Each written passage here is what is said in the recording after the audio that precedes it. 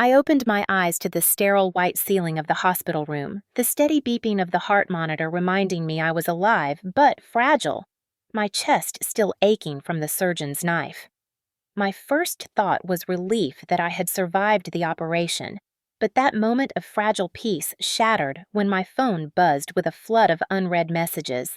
Friends, neighbors, even a colleague from my firm all asking the same impossible question. Why was my beach house listed as sold?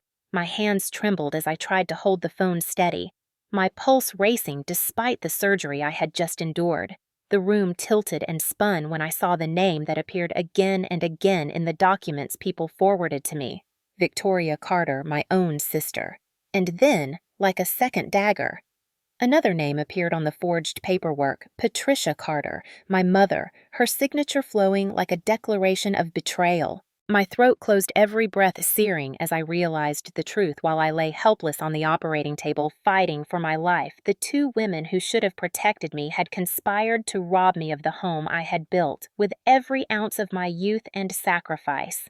I pressed my palm against my scar, the pain in my chest, now nothing compared to the agony clawing at my heart.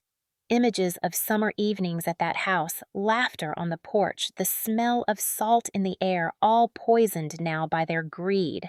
I whispered into the empty room, my voice hoarse but steady. They sold my house while I was under the knife.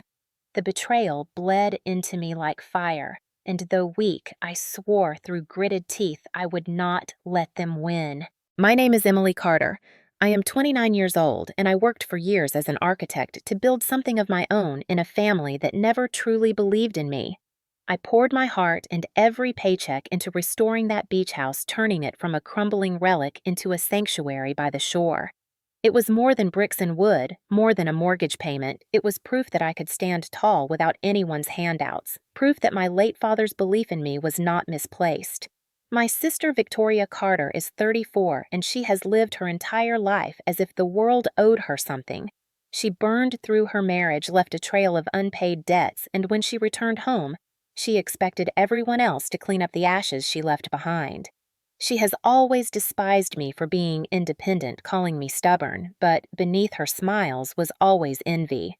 My mother, Patricia, is the woman who should have been my anchor, yet she has always tilted the scales toward Victoria. From the time we were children, she praised Victoria's charm and dismissed my accomplishments. If I studied late into the night, Patricia said I was obsessive. If Victoria failed her classes, Patricia said she was just creative. That favoritism grew into something darker, years of emotional control dismissing my feelings, convincing me that my own memories were exaggerated. Whenever I spoke up, she whispered the same words, Emily. You are too dramatic. Stop making problems that do not exist. That was her weapon, gaslighting, until my confidence cracked. By the time I bought the beach house, I knew I could never rely on her for approval. Still, some fragile part of me hoped she would be proud. Instead, she treated it as another example of my arrogance, warning me the mortgage was too much, that I would fail without her guidance. I thought her words were just bitterness, but I did not know then how far she would go when I was too weak to fight back. My family portrait looked whole from the outside, but inside it was a battlefield, a mother who controlled with words sharper than knives, and a sister who believed she was entitled to everything I had built. I thought I had escaped their shadows, yet, lying in that hospital bed, with stitches down my chest, I realized they had only been waiting for me to falter. And when I did, they struck together. The day after my surgery, while the nurses checked my vitals and reminded me to rest, the betrayal I had only glimpsed in frantic text messages began to take shape in horrifying detail.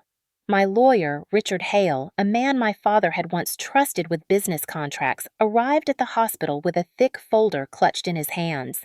His eyes carried the weight of news he did not want to deliver, and when he placed the documents on the tray beside my bed, I felt as though the stitches across my chest might burst open again. At the top of the stack was a deed transfer form stamped and notarized showing that my beach house had been sold to an anonymous buyer through a shell company. The signature scrawled across the line where mine should have been was shaky but practiced a deliberate imitation of my hand. Next to it, in crisp black ink, were two signatures that burned into my skull, Victoria Carter and Patricia Carter.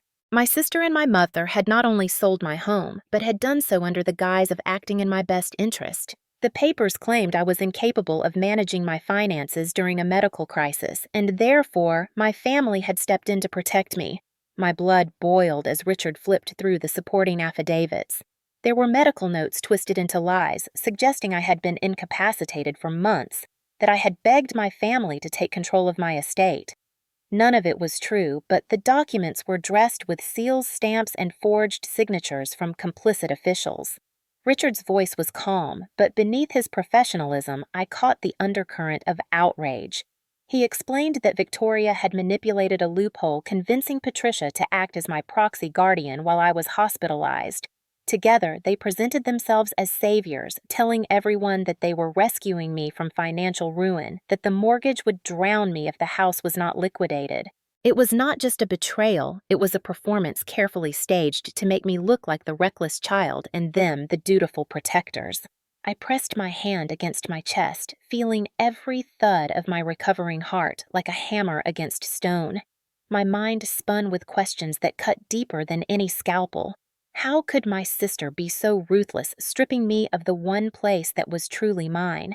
And how could my mother, the woman who gave me life, stand beside her smile and sign away my dreams?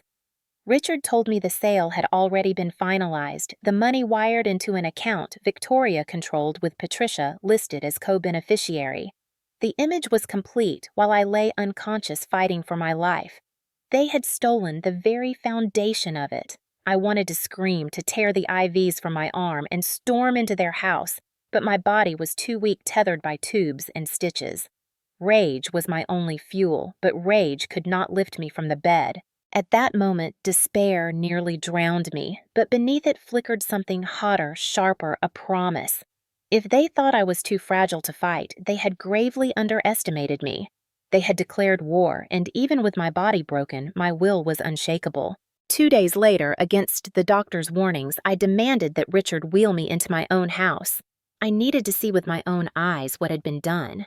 The beach house that had once felt alive with sea breeze and laughter now stood hollow boxes stacked against the walls, personal photographs stripped from the shelves. Victoria was there, her manicured hand wrapped around a glass of champagne as if she were celebrating a victory. Patricia sat stiffly beside her arms, crossed lips pressed thin in disapproval the moment she saw me. "You shouldn't be here," Patricia said coldly, her tone carrying more authority than concern. "The doctors said you need rest. Go back to the hospital." Her words were not maternal. They were commands sharpened by years of conditioning me to obey. I pushed myself up straighter in the wheelchair, my stitches aching, but my voice steady. "This is my house. You had no right." Victoria laughed, the sound brittle and cruel. She walked toward me, leaned down until her perfume burned my nostrils and whispered, "Not anymore. You were too weak to hold on to it, so we saved you the trouble. Be grateful." She straightened, then slammed her champagne glass against the wall so shards scattered across the hardwood floor, inches from my chair. The sharp crack made me flinch, and that was exactly what she wanted my fear as proof of her power. Patricia did not rush to protect me. Instead, she sighed and shook her head, speaking to Victoria, but loud enough for me to hear. "See what I mean? She exaggerates everything. A little stress and she acts like she's being abused." My chest tightened, not from the healing wound, but from the familiar sting of being erased. Gaslighting had been Patricia's tool for years. Every time I cried as a child, she told me I was overreacting. Every time Victoria bullied me, Patricia insisted I was imagining it. And now, as glass glittered at my feet and my sister's threats hung in the air, my mother reduced it all to nothing but my weakness. Victoria seized the moment, stepping behind my wheelchair, gripping the handles with enough force to make my body jolt forward. She pushed me roughly into the hallway, her voice low and venomous near my ear. "If you think you can undo what's already done, think again. We control this house. We control the money, and if you make noise, we'll prove you're unstable. Everyone already believes it." My pulse hammered in my temples. Patricia followed us into the hallway, her heels clicking on the floor, her words landing heavier than Victoria's threats. "Emily, I'm your mother. I know what's best. You always ruin things for yourself, so we stepped in. You should thank us, not fight us." The weight of her betrayal crushed harder than the physical shove from Victoria. It was not only my home they had stolen, but also my voice, my credibility, my very sense of reality. My scar throbbed with each breath, but my silence burned worse. I met my mother's eyes and for the first time did not look away. "No," I said, my voice low but edged with steel. "This time you won't erase me. You won't rewrite my truth." Their smirks told me they didn't believe me. That was their greatest mistake. A week later, I was still healing, still weak, but the wounds in my chest felt like nothing compared to the humiliation my family orchestrated. It began with whispers, then outright comments from neighbors, colleagues, even old classmates who suddenly reached out their messages laced with pity and ridicule. Victoria and Patricia had spread their narrative like wildfire. Emily was irresponsible, drowning in debt, incapable of handling her own life. They had not only stolen my house, they had stolen my reputation. One evening, against my better judgment, I attended a neighborhood gathering at a cafe near the pier. I wanted to show my face to prove I was still standing. The moment I entered, conversations hushed, and I felt dozens of eyes press against me. In the corner, Victoria lounged in a designer dress she clearly bought with the proceeds of my stolen house. Patricia sat beside her, nodding approvingly as Victoria spoke loudly enough for everyone to hear. "It was heartbreaking, really," Victoria said with a feigned sigh. "Emily was spiraling out of control. She nearly lost the house to the bank. We had to intervene. If it weren't for us, she'd be homeless by now." Patricia patted her arm like a proud mother. "She's always been fragile," she added, her voice carrying across the cafe. "Ever since she was a child, she needed someone to make decisions for her. That's why Victoria had to take charge. Otherwise, Emily would destroy herself." A ripple of murmurs spread through the room. Some looked at me with sympathy, others with judgment, but all of them believed the performance. My fists clenched on the table, my nails digging crescents into my palms.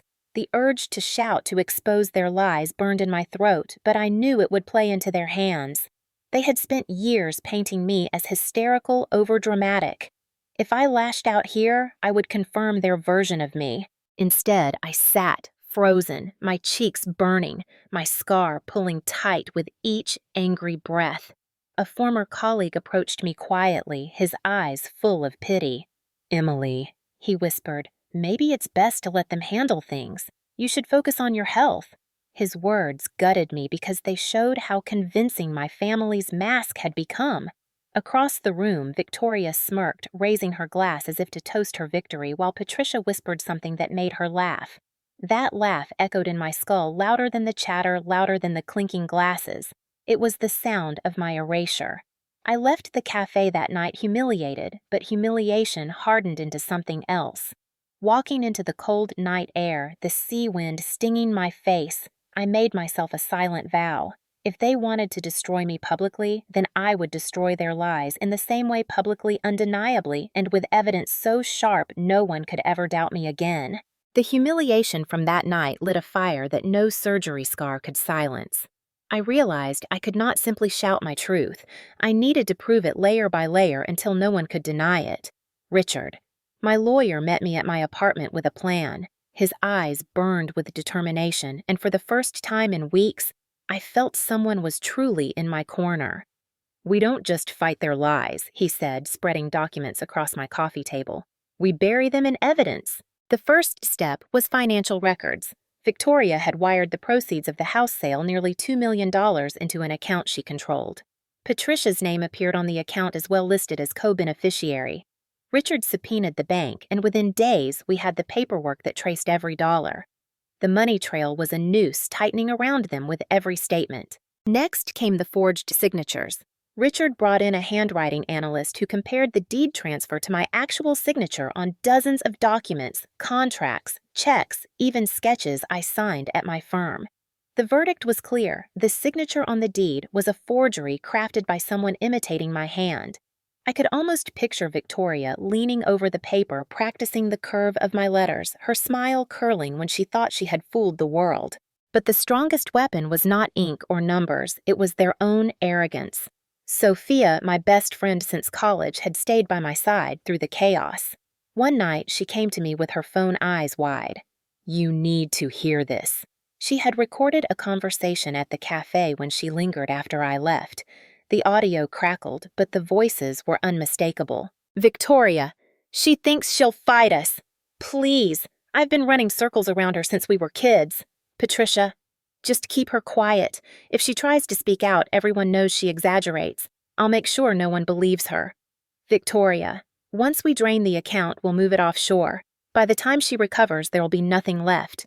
My stomach turned at the sound of their voices plotting the casual cruelty in every word. But mingled with the sickness was vindication. This was no longer just my word against theirs. This was their confession. I wanted more.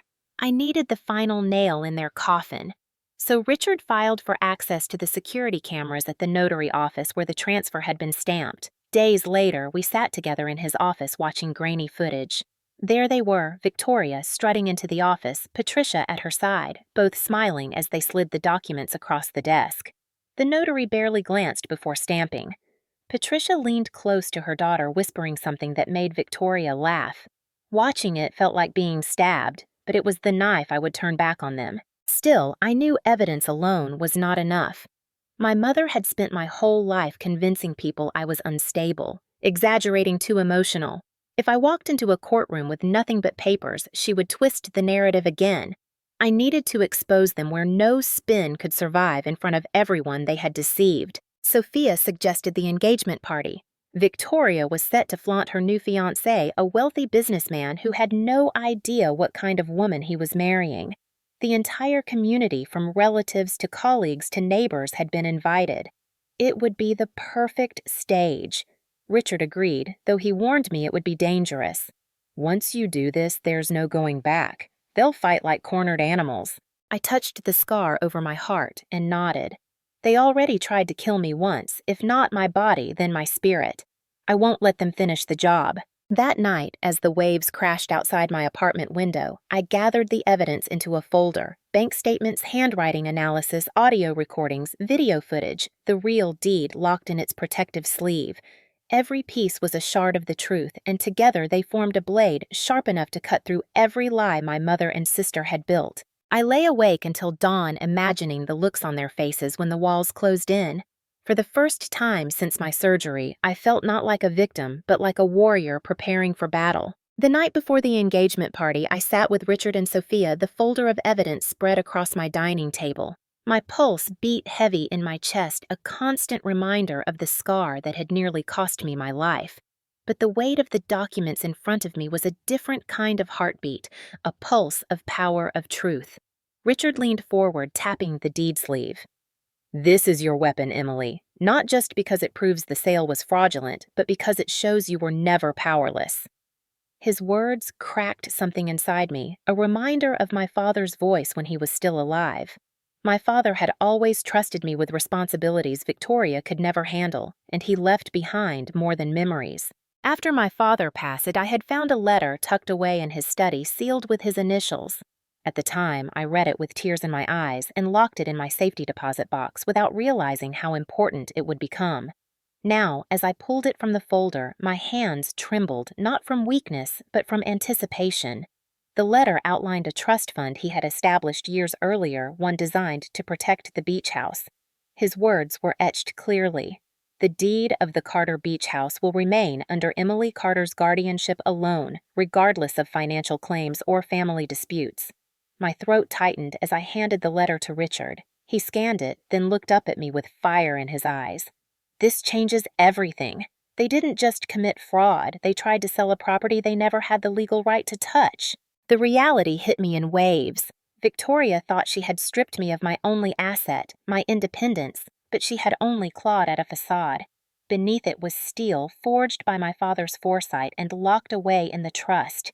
And Patricia, with all her gaslighting and control, had never known that my father quietly ensured I would be protected from her. That realization tasted bittersweet, like justice delivered from beyond the grave. Sophia squeezed my hand. "They think you're broken.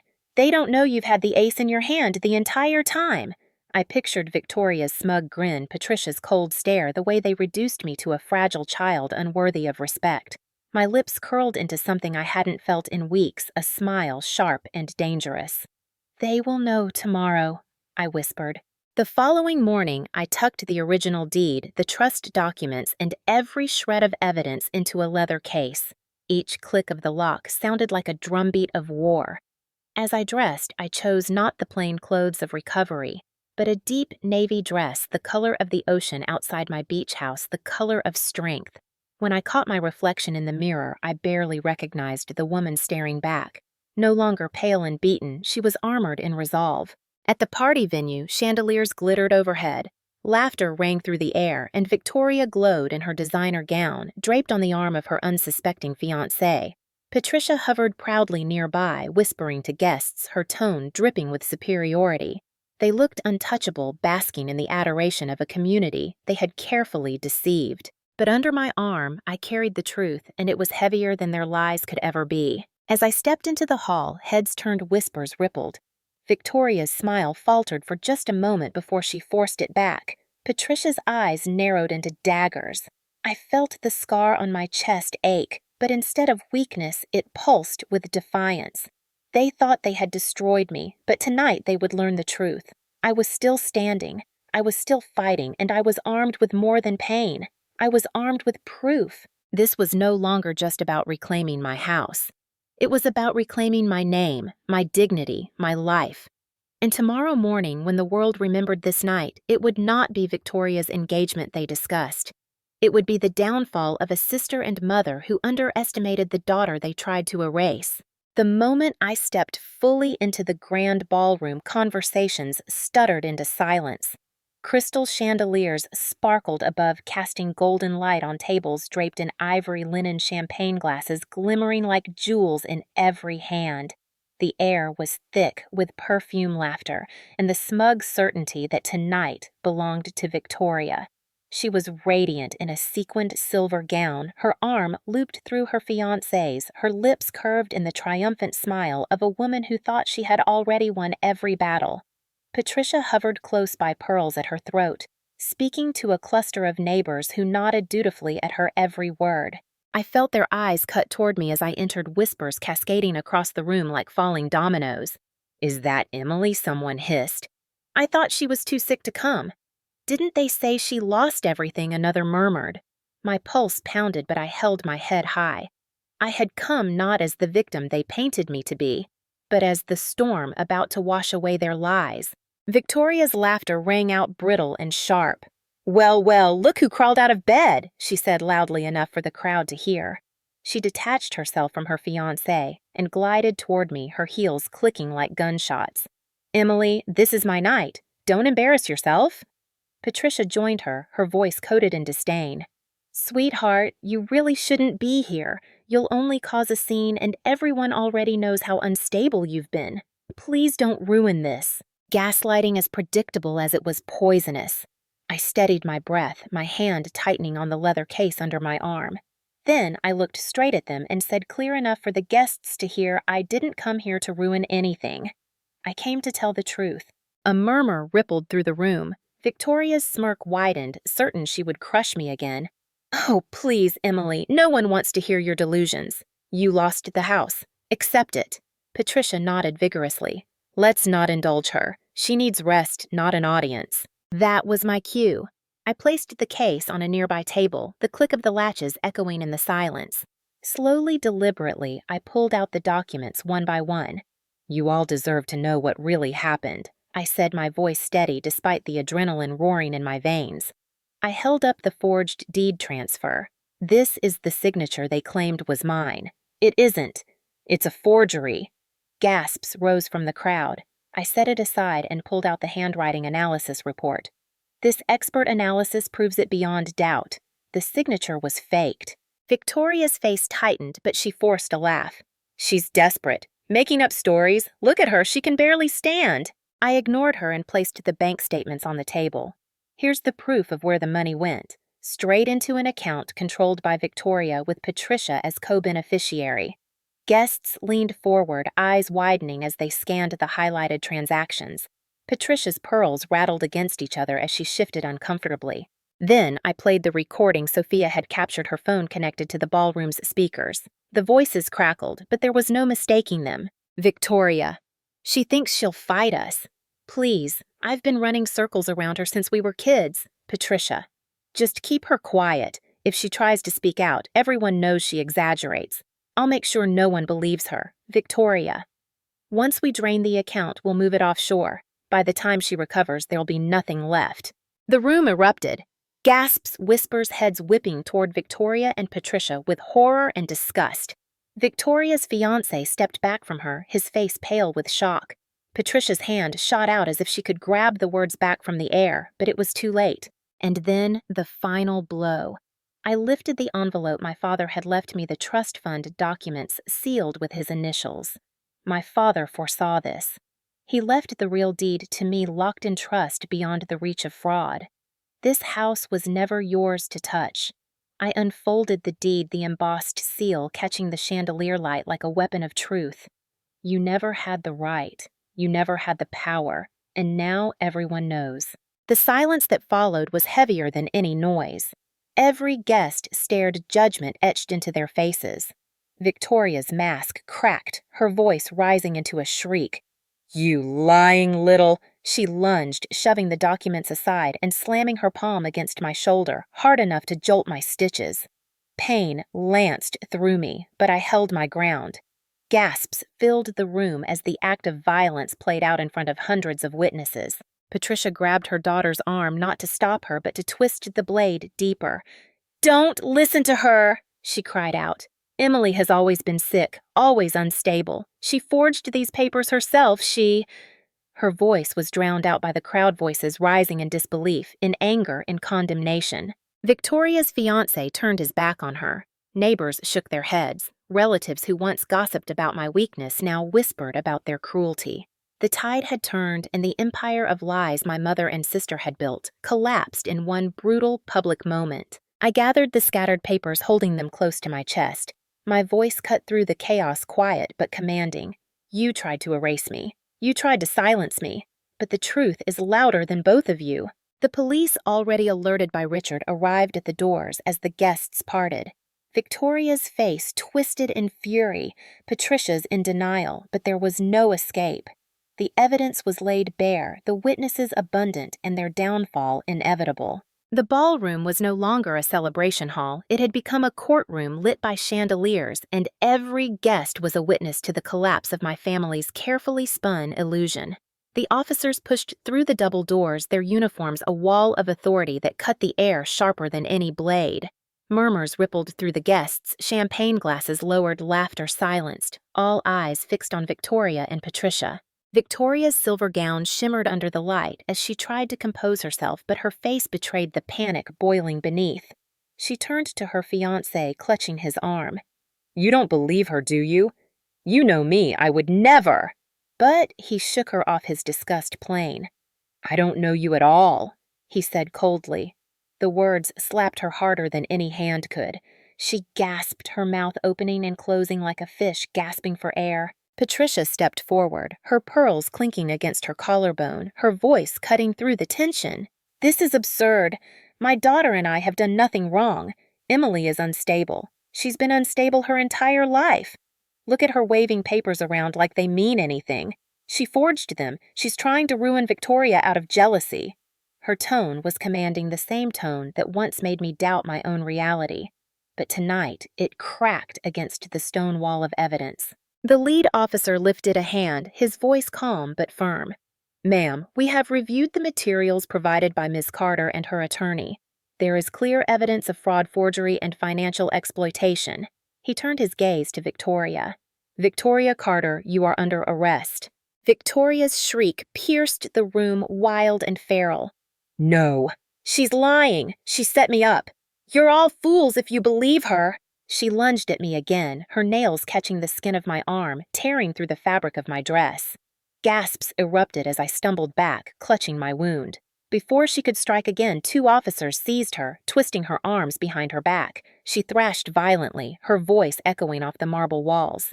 This is my house, mine. She stole it from me. The guests recoiled, whispers turning to condemnation. I can't believe it. She attacked her own sister. How could a mother let this happen? The words floated around me, each one striking Patricia like invisible blows.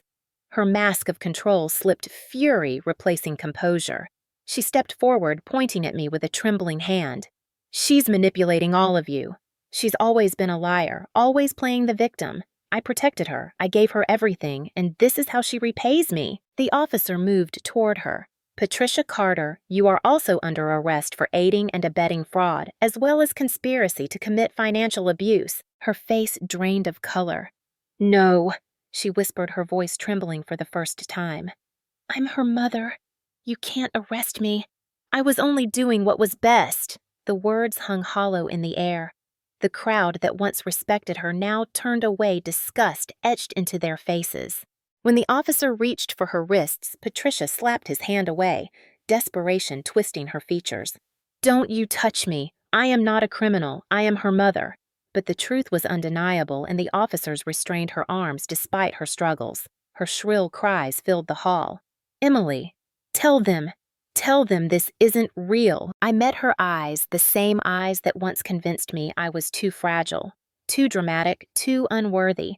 And for the first time, I felt nothing but clarity. It is real, Mother. All of it. And the world finally sees you for who you are. The room erupted in applause, not the kind that celebrated, but the kind that condemned. Guests clapped sharply their approval, a verdict louder than the judge's gavel. Victoria screamed curses as the officers dragged her toward the doors, her silver gown tangled around her ankles.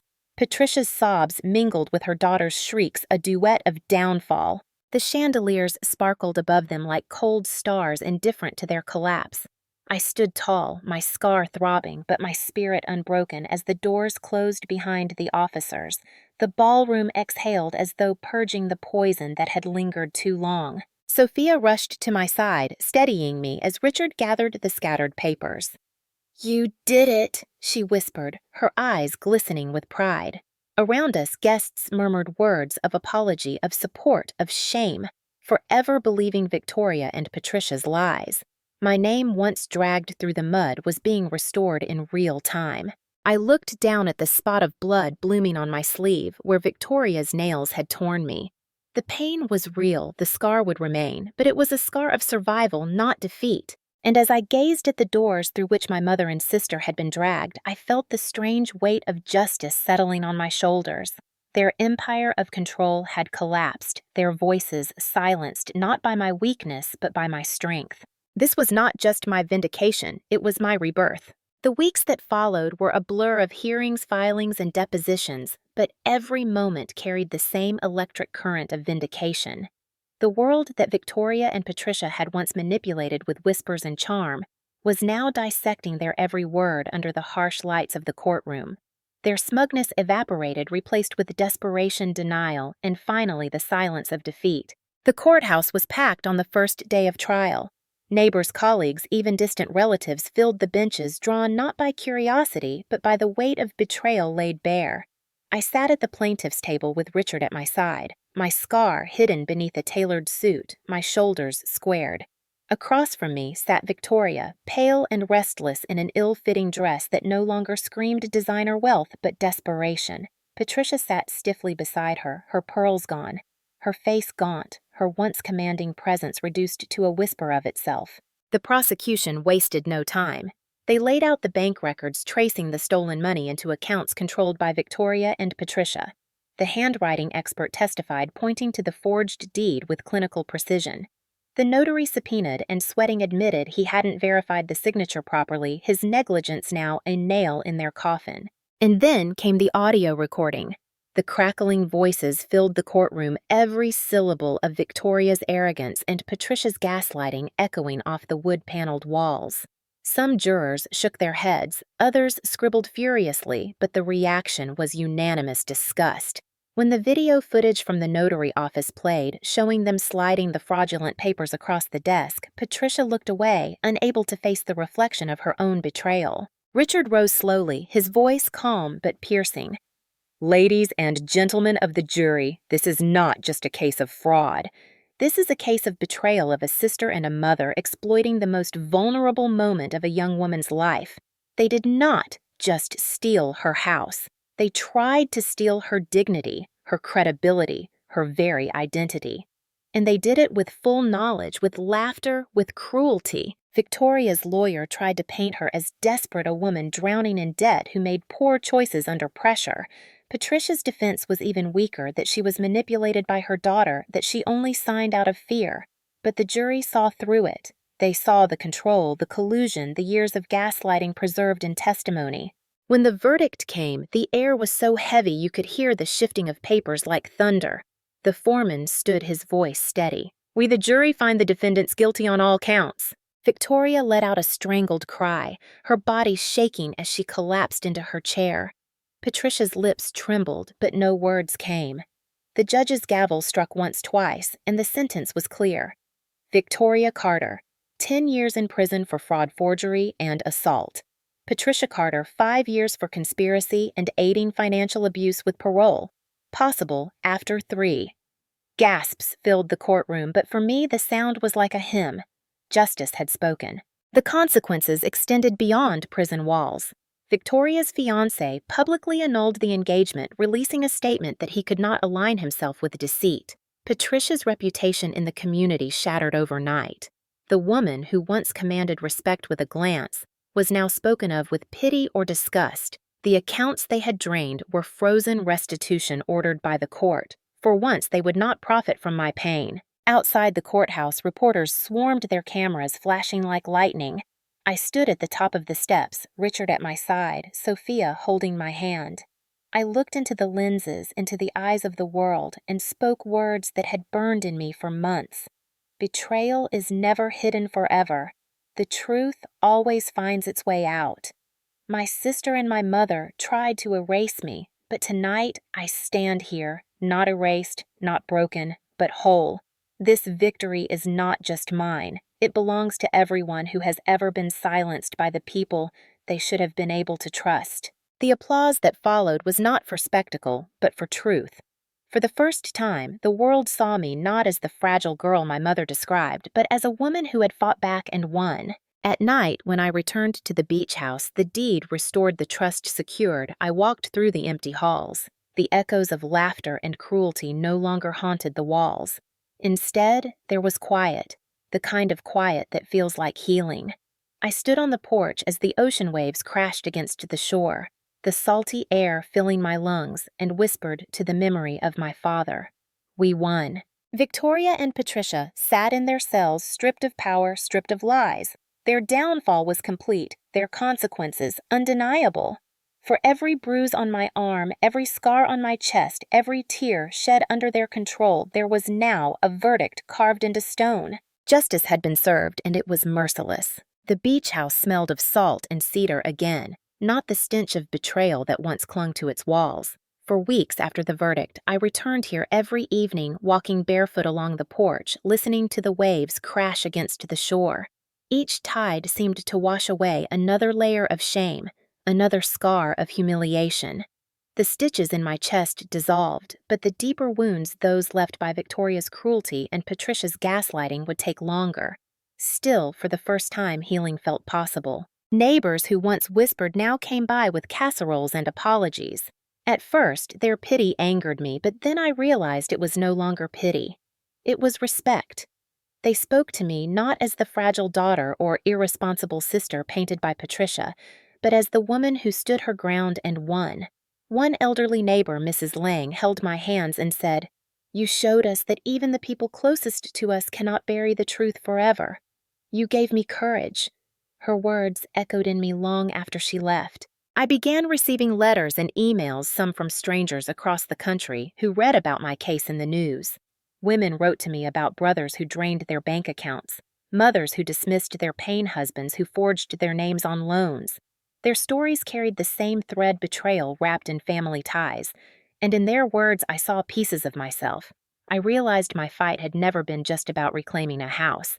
It was about reclaiming voices silenced by control and manipulation. So I created something new, With Richard's guidance and Sophia's relentless support, I launched a foundation dedicated to helping survivors of financial abuse and domestic gaslighting.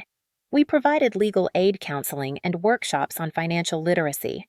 We called it the Carter Trust Project, reclaiming the family name that Patricia and Victoria had poisoned, turning it into a banner of hope instead of fear. Standing at the front of our first seminar, I felt a trembling in my hands, not from weakness, but from awe. Rows of women and men sat before me, their faces marked by the same exhaustion I had once carried. I told them my story, not polished, not softened, but raw. I spoke of the glass shattering by my wheelchair, the whispers in the cafe, the sting of my mother's words, the betrayal written in forged ink. And then I spoke of the evidence, the confrontation, the gavel that fell like thunder in my favor. Their eyes glistened with recognition, with hope. I ended with the same vow I had whispered in the hospital bed: "You will not erase me." Only now it was not just my vow, it was ours. At night, alone in the house, I sometimes caught myself reaching for the phone, wondering if Patricia would ever call from prison, if Victoria would ever write. A piece of me, the daughter who once craved her mother's approval, the sister who once wanted to be loved, still ached.